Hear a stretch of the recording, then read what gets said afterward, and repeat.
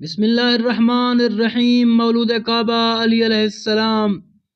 امیر المؤمنین علی ابن ابی طالب علیہ السلام اس معمور عالم کی وہ عظیم اور منفرد ہستی ہیں جن کی عظمت و بلندی کے نہ صرف دوست بلکہ دشمن بھی معترف ہیں، اور کسی کو ان کے بلند امتیازات اور خصوصیات سے انکار نہیں۔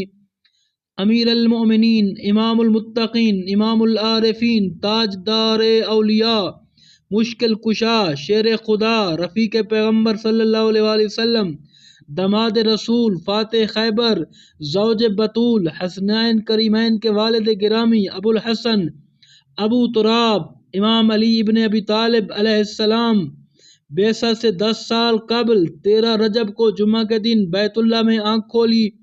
بیت اللہ خانہ کعبہ کی جس کا ایک ایک پتھر برکت و سعادت کا سرچشمہ اور عزت و حرمت کا مرکز محور ہے،